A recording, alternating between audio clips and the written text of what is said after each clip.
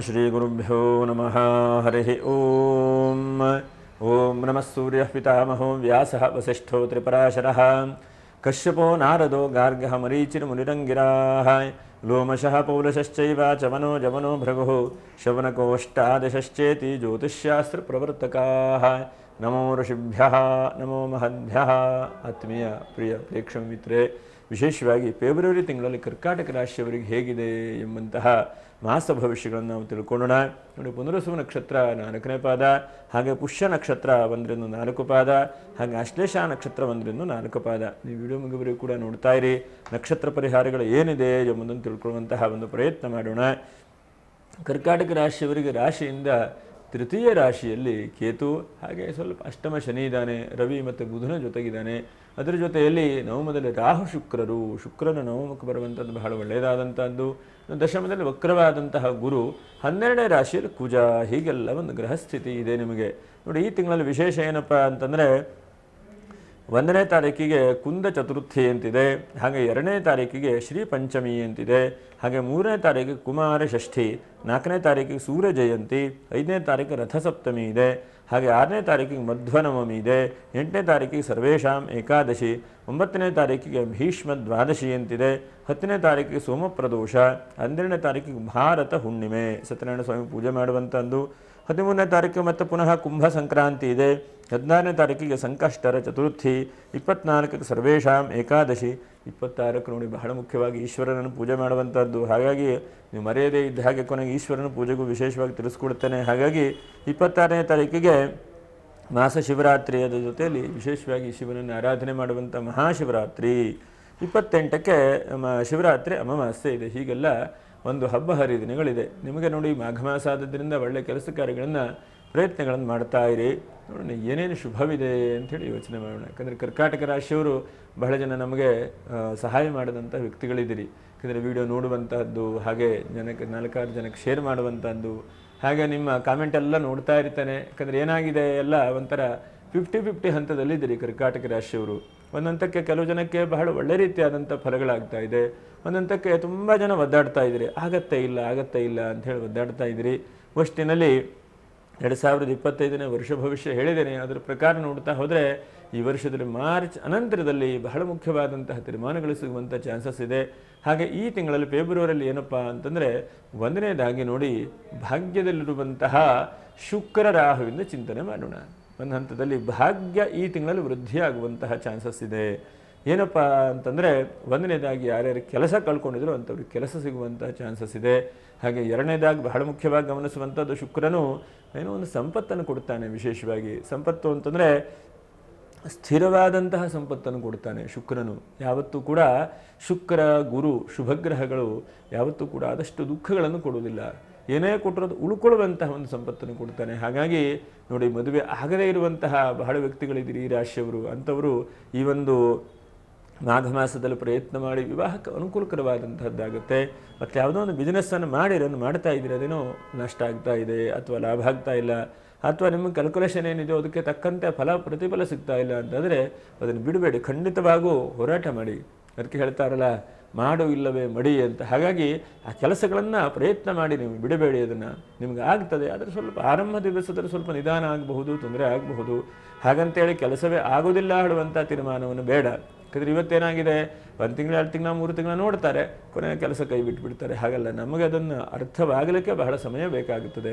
ಹಾಗಾಗಿ ಯಾವುದೇ ಒಂದು ಉದ್ಯೋಗ ಚಿಕ್ಕದೋ ಪುಟ್ಟದೋ ಹೇಳುವಂಥದ್ದಲ್ಲ, ದೊಡ್ಡ ಉದ್ಯೋಗವೇ ಮಾಡಬೇಕು ಅಂತೇನಿಲ್ಲ. ಯಾವುದೇ ಉದ್ಯೋಗ ಮಾಡಿ ಅದನ್ನು ಮುಂದುವರಿಸಿಕೊಳ್ಳುವಂತಹ ಪ್ರಯತ್ನವನ್ನು ಮಾಡಿ. ಹಾಗೆ 4ನೇದಾಗಿ ಬಹಳ ಮುಖ್ಯವಾಗಿ ಏನೋ ಭೂಮಿಯಲ್ಲಿ ಲಾಭಾಂಶ ಸಿಗುವಂಥ ಚಾನ್ಸಸ್ ಇದೆ.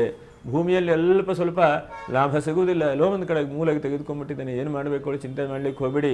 ಭೂಮಿ ನೀವು ಬಹಳ ಒಳ್ಳೆಯದು ಮಾಡ್ತದೆ. ಯಾಕಂದರೆ ಈ ರಾಶಿಯವರಿಗೆ 25ರಲ್ಲೂ ಕೂಡ ಭೂಮಿ ಖರೀದಿ ಮಾಡುವಂಥದ್ದು ಅಥವಾ ಸೇಲ್ ಮಾಡುವಂಥ ಅವಕಾಶಗಳೆಲ್ಲ ಇದ್ದಾವೆ.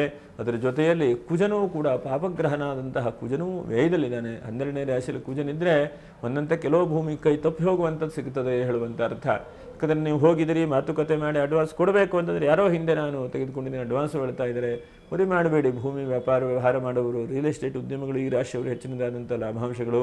ಮತ್ತು ಕೃಷಿಕರಿಗೆ ಬಹಳ ಶುಭ ಅಂತ ಹೇಳ್ತಾನೆ ಈ ರಾಶಿಯವರಿಗೆ. ನೋಡಿ, ಕೃಷಿಕರಿಗೆ ಎಷ್ಟೋ ಸಲ ಒದ್ದಾಡ್ತಾ ಇರ್ತೀರಿ, ಕೃಷಿ ಬೆಳೆ ಮಾಡ್ತಾ ಇರ್ತೀರಿ, ಸರಿಯಾದಂಥ ಫಸಲು ಸಿಗುವುದಿಲ್ಲ, ಎಲ್ಲ ಚೆನ್ನಾಗಿ ಬಂದಿದೆ ಅಂತಾದರೆ ಮಾರ್ಕೆಟಲ್ಲೇ ಹಣ ಇಲ್ಲ. ಹಾಗಾಗಿ ನಿಮಗೆ ಹಣ ಸಿಗುವಂತಹ ಒಂದು ಚಾನ್ಸಸ್ ಇದೆ ಅಂತ ಹೇಳ್ತೇನೆ. ಮತ್ತು ಅನಿರೀಕ್ಷಿತವಾದಂಥ ಧನಾಗಮನ ಈ ತಿಂಗಳಲ್ಲಿ. ಎಷ್ಟೋ ಸಲ ನಮಗೆ ನಿರೀಕ್ಷೆ ಇರುವುದಿಲ್ಲ, ಹೀಗಾಗತ್ತೆ ಅಂಥೇಳಿ. ನಿರೀಕ್ಷೆಯನ್ನು ಈ ತಿಂಗಳಲ್ಲಿ ನೀವು ಯಾವುದಕ್ಕೂ ನಿರೀಕ್ಷೆ ಇಟ್ಕೊಳ್ಳಿಕ್ಕೆ ಹೋಗ್ಬಿಡಿ. ಕರ್ಕರಾಶಿಯವರು ಏನಿದೆ ಮನುಷ್ಯ ಪ್ರಯತ್ನ ಮಾಡ್ತಾ ಹೋಗಬೇಕು. ವಿಧಿಯನ್ನು ತಪ್ಪಿಸ್ಲಿಕ್ಕೆ ಯಾರಿಂದನೂ ಆಗುವುದಿಲ್ಲ. ಹಾಗಾಗಿ ಆ ಮನುಷ್ಯ ಪ್ರಯತ್ನವನ್ನು ಸತತವಾಗಿ ಮಾಡ್ತಾ ಇರಬೇಕು. ಸಪ್ತಮಂ ದೈವಚಿಂತನಂ ಎಂಬುದಾಗಿ ಹೇಳುತ್ತದೆ ಶಾಸ್ತ್ರ. ನಿಮ್ಮ ಪ್ರಯತ್ನಗಳನ್ನು ಎಡಬಿಡದೆ ಮಾಡ್ತಾ ಮಾಡ್ತಾ ಮಾಡ್ತಾ ಮುಂದೆ ಹೋಗಿ ಆ ಪ್ರಯತ್ನಗಳು ಸಫಲವಾಗ್ತದೆ ಅಂತ ಹೇಳಬಹುದು. ಮತ್ತು ವಿದೇಶದಿಂದ ಧನಾಗಮನ ಆಗುವಂತಹ ಒಂದು ತಿಂಗಳಿದು. ವಿದೇಶದಿಂದ ಎಲ್ಲ ಒಂದು ಕಡೆ ಹಣ ಬರುವಂಥದ್ದು, ಮನಸ್ಸಿಗೆ ಖುಷಿ ಕೊಡುವಂಥದ್ದು. ಯಾವುದೋ ಆಗಿಲ್ಲ, ಯಾವುದೋ ಸಮಸ್ಯೆ ಅಂತಂದರೆ ಆ ಸಮಸ್ಯೆ ಬಗೆಹರಿಯುವಂತಹ ಚಾನ್ಸಸ್ ಇದೆ. ಡಿಜಿಟಲ್ ಮಾರ್ಕೆಟಿಂಗು, ಆನ್ಲೈನ್ ಮಾರ್ಕೆಟಿಂಗ್ ಮಾಡುವಂಥವರಿಗೆಲ್ಲ ಹೆಚ್ಚಿನದಾದಂಥ ಲಾಭಾಂಶಗಳು. ಮತ್ತು ಹೈನುಗಾರಿಕೆ ಮಾಡೋವರಿಗೂ ಕೂಡ ಈ ತಿಂಗಳಲ್ಲಿ ಹೆಚ್ಚಿನದಾದಂಥ ಲಾಭಾಂಶಗಳನ್ನು ಕಾಣುವಂಥ ಸಾಧ್ಯತೆಗಳಿದ್ದಾವೆ. ನೋಡಿ, ಅಷ್ಟಮದಲ್ಲಿ 2 ಪಾಪಗ್ರಹಗಳ ಜೊತೆ ಬುಧನೂ ಕೂಡ ಇದ್ದಾನೆ. ಇದೇನು ತೋರಿಸ್ತದೆ ಅಂತಂದರೆ, ಎಲ್ಲೋ ಒಂದು ಕಡೆ ತೊಂದರೆ ಆಗಿರಬೇಕಿತ್ತು, ಅಥವಾ ಎಲ್ಲೋ ಒಂದು ಕಡೆ ನಾವು ಬಿದ್ದು ಹೋಗಬೇಕಿತ್ತು, ಅದರದ್ದು ಕ್ಷಣ ಮಾತ್ರದಲ್ಲಿ ತಪ್ಪು ಹೋಯಿತು ಅಂತ ಭಗವಂತನ ಹೂವೆತ್ತದ ಹಾಗೆ ನೀವು ಭಗವಂತ ದಾರಿ ತೋರಿಸ್ತಾನೆ. ಎಷ್ಟೋ ಸಲ ನಮ್ಮ ಮನಸ್ಸಿಗೆ ಗೊತ್ತಾಗೋದಿಲ್ಲ. ಕೆಲವೊಂದು ಸಣ್ಣ ಸಣ್ಣ ಸಣ್ಣ ಬಹಳ ಸೂಕ್ಷ್ಮವಾಗಿ ನಾವು ಗಮನಿಸಬೇಕು. ಈ ಗ್ರಹಗಳು ಬಹಳ ಸೂಕ್ಷ್ಮವಾಗಿ ನಮಗೆ ಫಲಗಳನ್ನು ಕೊಡುತ್ತಾರೆ. ಹಾಗಾಗಿ ಅಂತಹ ಸೂಕ್ಷ್ಮವಾಗಿ ನೋಡಿ, ಶನಿ ಮತ್ತು ರವಿ ಅದರ ಜೊತೆಗೆ ಬುಧನು ವಿಶೇಷವಾದಂಥ ಫಲ. ಒಂದನೇದಾಗಿ ಬುಧನಿಂದ ಏನೋ ಒಂದು ಮಕ್ಕಳು ಸರಿಯಾಗಿ ಓದ್ತಾ ಇರಲಿಲ್ಲ, 1 ಮಾರ್ಕ್ಸು 2 ಮಾರ್ಕ್ಸಲ್ಲಿ ಹಾಗೆ ಪಾಸಾಗಿ ಬಂದುಬಿಟ್ರಪ್ಪ ಅಂತ ಅನ್ನಿಸ್ತದೆ ನಿಮಗೆ. ಇದು ಬಹಳ ಮುಖ್ಯವಾಗಿ ಗಮನಿಸುವಂಥದ್ದು. ಎರಡನೇದಾಗಿ ವಾಹನದಲ್ಲಿ ಈಗ ತಾನೇ ಇಲ್ಲಿ ನಾನು ಗಾಡಿ ನಿಲ್ಲಿಸೋಗಿದ್ದೆ, ಸದ್ಯಕ್ಕೆ ತೆಕ್ಕೊಂಡು ಹೋದ್ನಲ್ಲ, ಅಲ್ಲೇ ಗಾಡಿ ಬಂದು ಆಕ್ಸಿಡೆಂಟ್ ಆಗಿ ಬಿತ್ತಲ್ಲ ಅಂತ ಅನಿಸ್ತದೆ ನಿಮಗೆ. ಯಾಕಂದರೆ ಭಯ ಭೀತಿ ಹೇಳುವಂಥದ್ದು ಆ ಕ್ಷಣದಲ್ಲಿದ್ದಾಗ ನಮಗೆ ಗೊತ್ತಾಗೋದಿಲ್ಲ. 2 ನಿಮಿಷ ಬಿಟ್ಟು ಯೋಚನೆ ಮಾಡಿದಾಗ ಅದು ಗೊತ್ತಾಗ್ತದೆ. ಹಾಗಾಗಿ ಭಗವಂತನ ಹೂಗೆತ್ತದಾಗ ಎತ್ತುತ್ತಾ ಇದ್ದಾನೆ, ದಾರಿ ತೋರಿಸ್ತಾ ಇದ್ದಾನೆ. ನೀವು ಏನಿಲ್ಲ, ಎಫರ್ಟ್ ಆಗಿ ಕೆಲಸದ ಬಗ್ಗೆ ಗಮನಿಸ್ಕೊಂಡು ಮುಂದೆ ಹೋಗಿ ಅದರ ಪ್ರತಿಫಲ ಅಥವಾ ಹೇಗೆ ನನಗೆ ಸಿಗುತ್ತೆ ಅಂಥೇಳಿ ಈ ತಿಂಗಳಲ್ಲಿ ಜಾಸ್ತಿ ತಲೆ ಕೆಡಿಸ್ಕೊಳ್ಳಿಕ್ಕೆ ಹೋಗಬೇಡಿ. ತಲೆ ಜಾಸ್ತಿ ಕಟ್ಕೊಂಡ್ರೆ ನಿಮ್ಮ ಹೆಲ್ತ್ ಅಪ್ಸೆಟ್ ಆಗುವಂಥ ಸಾಧ್ಯತೆಗಳಿದೆ ಈ ತಿಂಗಳಲ್ಲಿ. ಬೇರೆ ಎಲ್ಲವೂ ಕೂಡ ನೀವು ಮಾಡ್ತೀರಿ, ಅದು ನಿಮ್ಮ ಆರೋಗ್ಯದಲ್ಲೇ ಸಮಸ್ಯೆ ಆಗುವಂಥದ್ದು, ನಿಮ್ಮ ಮನಸ್ಸಲ್ಲೇ ಚಿಂತೆ ಆಗುವಂಥದ್ದು. ಒಂದಂತಕ್ಕೆಲ್ಲ ಬರುವಂಥ ಧನಾಗಮನ ಆಗುವಂಥ ಚಾನ್ಸಸ್ ಇದ್ರೂ ಕೂಡ ಕೆಲವೊಂದು ಕಡೆ ಬೇರೆ ಕಡೆ ಡೈವರ್ಟ್ ಆಗುವಂಥ ಸಾಧ್ಯತೆಗಳಿದೆ. ಎಷ್ಟೋ ಸಲ ನೀವು ಕೆಲಸ ಮಾಡ್ತಾ ಇರ್ತೀರಿ ಅಂತ ಇಟ್ಕೊಳ್ಳೋಣ, ಫೋನೇ ಆಯ್ತದಲ್ಲ, 2 ಸಲ 3 ಸಲ ಫೋನ್ ಮಾಡ್ತೀರಿ, 4ನೇ ಸಲ ಬೇರೆ ಬಿಡ್ತಿದ್ದು ಹೋಗಿ ಆ ಕೆಲಸ ತಪ್ಪು ಹೋಗಿಬಿಡ್ತದೆ. ಹಾಗಾಗಿ ಎಷ್ಟಾಗತ್ತೋ ಅಷ್ಟು ಫೋಕಸನ್ನು ಕೊಡಿ, ಎಲ್ಲದಕ್ಕೂ ಕೂಡ ಸರಿಯಾದಂಥ ಸಮಯಗಳನ್ನು ಕೊಡುವಂತಹ ಪ್ರಯತ್ನಗಳನ್ನು ಮಾಡಿ. ಅನಂತರದಲ್ಲಿ ನೀರಿನ ವ್ಯಾಪಾರ ವ್ಯವಹಾರ ಮಾಡೋರಿಗೆ ಈ ತಿಂಗಳಲ್ಲಿ ಬಹಳ ಶುಭ. ನೋಡಿ, ನೀರಿನ ವ್ಯಾಪಾರ ವ್ಯವಹಾರ ಯಾರ್ಯಾರು ಮಾಡ್ತಾ ಇದ್ದಾರೋ ಅಂಥವ್ರು ಶುಭವಾಗಿರೋಂಥ ಒಂದು ತಿಂಗಳು. ಮತ್ತು ಈ ತಿಂಗಳಲ್ಲಿ ಬಹಳ ಮುಖ್ಯವಾಗಿ ನಿಮ್ಮ ಮನಸ್ಸಿಗೆ ಬಹಳ ದೃಢವಾದಂಥ ಸಮಾಧಾನ ಸಿಗುತ್ತದೆ. ಏನಪ್ಪ ಅಂತಂದರೆ, ನಾನು ನನ್ನ ಇತಿಮಿತಿಗೂ ಮೇರಿ ಕೆಲಸ ಮಾಡಿದ್ದೇನೆ, ಅಥವಾ ನನಗೆ ಆ ಕೆಲಸವನ್ನು ಏನು ಕೊಟ್ಟಿದ್ದಾರಲ್ವ ಚಾಚು ತಪ್ಪದೇ ನಾನು ಮಾಡಿದ್ದೇನೆ ಹೇಳುವಂತಹ ಅದಕ್ಕೆ ಆತ್ಮತೃಪ್ತಿ ಅಂತ ಹೇಳ್ತಾರೆ. ಅಂತಹ ಆತ್ಮತೃಪ್ತಿ ಸಿಗುವಂತಹ ಚಾನ್ಸಸ್ ಇದೆ.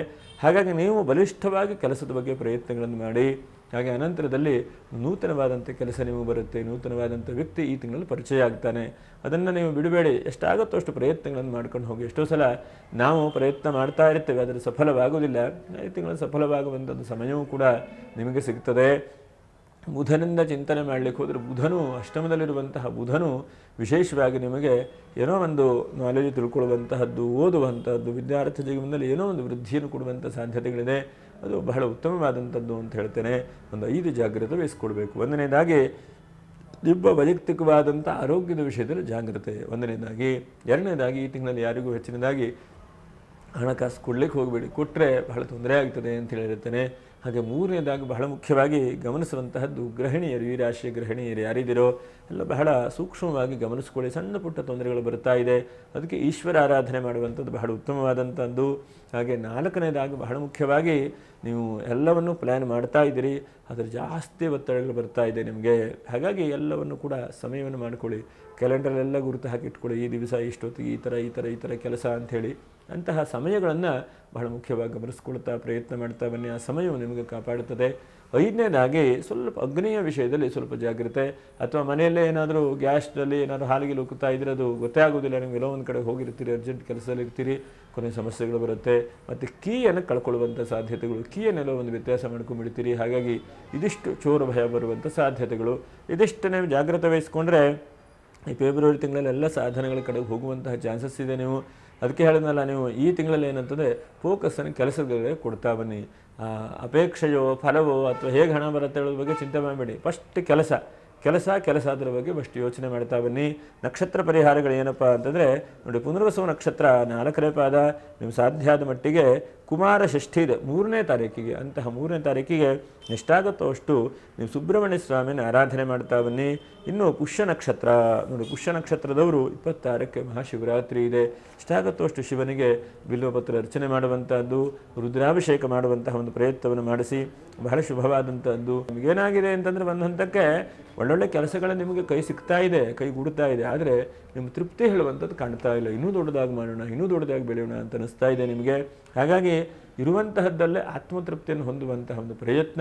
ಮತ್ತು 26ನೇ ತಾರೀಕಿಗೆ ಬೆಳಗ್ಗೆಯಿಂದ ಗೊತ್ತಾಯ್ತಾ ಇಲ್ಲ ರಾತ್ರಿವರೆಗೂ ಕೂಡ ಅಥವಾ ಮರುದಿವಸ ಬೆಳಗ್ಗೆವರೆಗೂ ಕೂಡ ಶಿವರಾತ್ರಿ ಇದೆ. ಓಂ ನಮಃ ಶಿವಾಯ, ಓಂ ನಮಃ ಶಿವಾಯ ಅಂತೇಳಿ ಶಿವನನ್ನು ಜಪ ಮಾಡಿ, ಶಿವನನ್ನು ಆರಾಧನೆ ಮಾಡಿ. ಆ ಶಿವನ ಅನುಗ್ರಹದಿಂದ ಬಹಳ ಶುಭವಾಗ್ತದೆ. ಯಾಕಂದರೆ ಎಷ್ಟಾಗುತ್ತೋ ಅಷ್ಟು ಶಿವನನ್ನು ಧ್ಯಾನ ಮಾಡಬೇಕು ಕರ್ಕರಾಶಿಯವರು. ಅದರಲ್ಲೂ ಕೂಡ ಅಶ್ಲೇಷ ನಕ್ಷತ್ರದವರು ಹೇಗಾಗಿದೆ ಅಂತಂದರೆ ಎಲ್ಲ ದಾರಿ ಕಾಣ್ತಾ ಇದೆ. ಎಷ್ಟೋ ಜನಕ್ಕೆ ವಿವಾಹದಲ್ಲಿ ತೊಂದರೆಗಳಾಗುವಂತಹದ್ದು, ವಿವಾಹ ಅನಂತರದಲ್ಲಿ ಗಂಡ ಹೆಂಡತಿಯ ಜೀವನದಲ್ಲಿ ಸ್ವಲ್ಪ ಏನೋ ಕಸಿಬಿಸಿಯಾಗಿ ದೂರ ಆಗುವಂತಹ ಪರಿಸ್ಥಿತಿ, ಇಂಥದ್ದೆಲ್ಲ ಬಹಳ ಒತ್ತಡಕ್ಕೆ ಬೀಳ್ತಾ ಇದ್ದೀರಿ ನೀವು. ಹಾಗಾಗಿ ಎಲ್ಲದಕ್ಕೂ ಕೂಡ ಸರ್ವೌಷಧಿಯೂ ಕೂಡ ಯಾವುದಪ್ಪ ಅಂತಂದರೆ ಮಹಾಶಿವರಾತ್ರಿ ದಿವಸ ಆದಷ್ಟು ಶರೀರದ ಶಕ್ತಿ ಇದ್ದರೆ ಉಪವಾಸವನ್ನು ಮಾಡಿ, ಶರೀರದಲ್ಲಿ ಆದಷ್ಟು ದೃಢವಾದಂತಹ ಕಾಯ ಇದ್ದರೆ ಉಪವಾಸದಿಂದ ಈಶ್ವರನ ವ್ರತಗಳನ್ನು ಮಾಡಿ, 4 ಯಾಮದಲ್ಲಿ ಪೂಜೆ ಮಾಡಿ, ಓಂ ನಮಃ ಶಿವಾಯ ಅಂಥೇಳಿ ಶಿವನನ್ನು ಧ್ಯಾನ ಮಾಡಿ, ಶಿವರಾತ್ರಿ ದಿವಸ ಶಿವನಿಗೆ ಆರಾಧನೆ ಮಾಡಿ. ಹಾಗೆ ಶಿವನ ಅನುಗ್ರಹವಾಗಲಿ, ಮಂಗಲವಾಗಲಿ.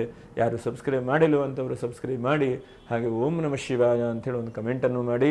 ಹಾಗೆ ಮುಂದಿನ ವಿಡಿಯೋದಲ್ಲಿ ಮತ್ತೆ ಭೇಟಿ ಮಾಡೋಣ. ನಮಸ್ಕಾರ. ಲೋಕಾ ಸಮಸ್ತ ಸುಖಿನೋ ಭವಂತು. ನಮಸ್ಕಾರ.